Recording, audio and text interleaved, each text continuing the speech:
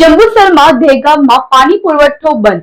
ભાજપના પરાજિત ઉમેદવાર પિતા સાથે ખુલ્લી તલવારે ફોટા વિડીયોમાં વાયરલ થયા છે. ભરૂચ જિલ્લામાં એક જિલ્લા પંચાયત, 9 તાલુકા પંચાયત અને 4 નગરપાલિકાની ચૂંટણીઓ શાંતિપૂર્ણ માહોલમાં યોજાઈ.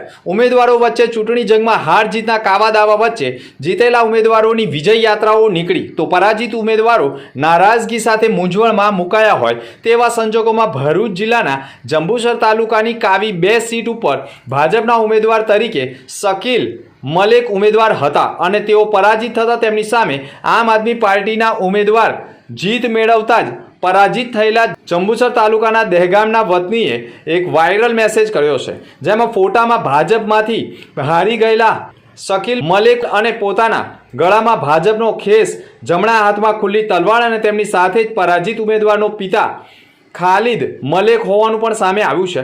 જમણા હાથમાં ખુલ્લી તલવારો પણ તેમની પાસે છે અને એક વ્યક્તિ કપડા ઉપર ચૂંટણી બૂથ ઉપર જવાનું ઓળખ કાર્ડ પણ લગાવેલું હોવાનું સામે આવ્યું છે. જો કે ખુલ્લી તલવાર સાથે બસ સ્ટેન્ડ નજીકનો પણ વિડીયો સોશિયલ મીડિયા ઉપર વાયરલ થયો છે.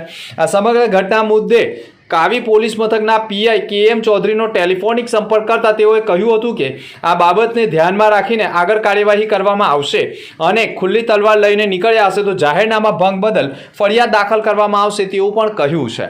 જો કે હાલ દહેગામમાં પણ 3 દિવસથી પાણી ન આવતું હોવાનું પણ સામે આવ્યું છે. જો કે ચીમકી આપ્યા મુજબ મતગણતરીના દિવસથી દહેગામમાં પાણી પુરવઠો બંધ પણ રહ્યો હોવાનું સૂત્રોમાંથી જાણવા મળ્યું છે.